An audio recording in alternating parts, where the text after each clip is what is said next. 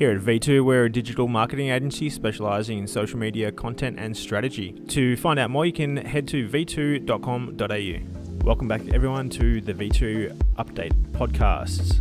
I'm Mitch Wells.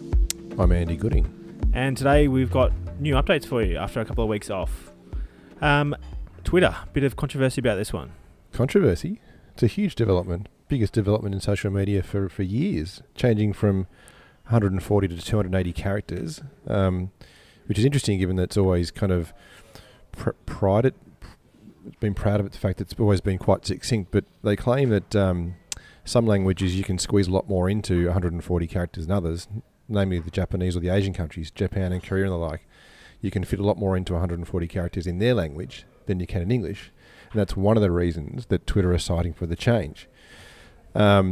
Which is a bit strange, but I think it's probably more to do with the fact that they're still flatlining. Growth is going nowhere. Advertising revenue remains flat, and they're probably just looking for something different, something new. I think this is a good move because the number of times that I've stopped mid-tweet to try and work out what I can fit into 140 has probably prevented me from tweeting as much. Another new update out. Instagram now lets you choose who can comment on your post, and this is quite important if you believe in something that is quite controversial or you're taking a stand on something. You can limit comments to be just to those people that follow you or people that you follow, kind of to weed out a bit of that negative community engagement that might happen. Do you know whether you can alter that depending on what you post? Not sure. It's rolling out now, so once we experiment with it, maybe we'll come back with another update. Right. You mentioned a word to me before that I have no idea about. Perennial. Perennial. Can you explain? Yeah, I'm a perennial. Yeah. Are you? Yeah, well, you know that I hang around with people that are younger than me and a few that are older than me. And I probably dress younger than my age. Whether it works or not remains to be seen. But a perennial, I suppose, is a term which has been hatched to talk about people who don't necessarily associate with an age band, but more so an outlook on life or a culture. So whilst I love Adidas Originals and some of those other things which are often attributed or aligned with a younger audience, I still love them. I still wear them. And so... That make you feel young?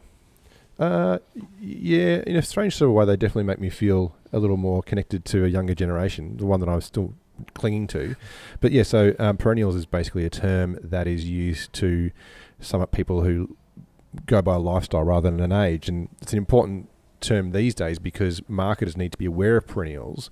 So rather than just pitching a product or a service to an age group, in this instance, you can be better off pitching to a way of life or perennials, as the case may be. Interesting. I like it. Good. Forever young. Forever young, mate. Snapchat. Have you updated your Snapchat today?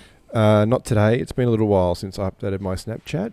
Is it still a thing, Snapchat? Snapchat is still a thing. It is growing. It is a massive shift from Facebook to Snapchat for under 25s in particular. We were in an Uber just before heading back from a meeting, and we came across a quite interesting new transformation on the filters. If you take a photo and your photo includes the sky, you can now filter through and it'll change the sky to like nighttime with stars and that sort of thing. Daytime, completely change the color into gloom. So if you haven't updated your Snapchat filter, Snapchat app, I should say, go for it now. Interestingly, Resident Snapchatter Dan Wilkins stumbled across this in the back of the vehicle. Yeah. And got back to the desk and went into the Google machine and found out that it was a recent update. So finger on the pulse as always, Dan.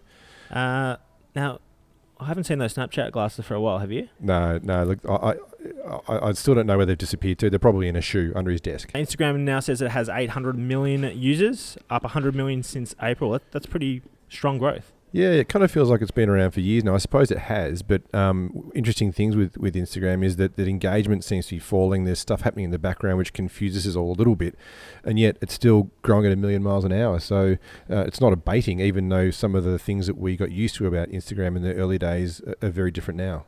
Their ad users are going up too, which is quite interesting. We know Facebook ad users is going through the roof, but Instagram says that it's growing stronger and stronger every month. And I think this is important too. They definitely know they need to grow that area. We've got 20 seconds to go, so I think we might wrap things up. As usual, you can download this through iTunes or your favourite podcast platform. YouTube, the video will be up shortly. That'll do it. V2 update. Thanks for listening.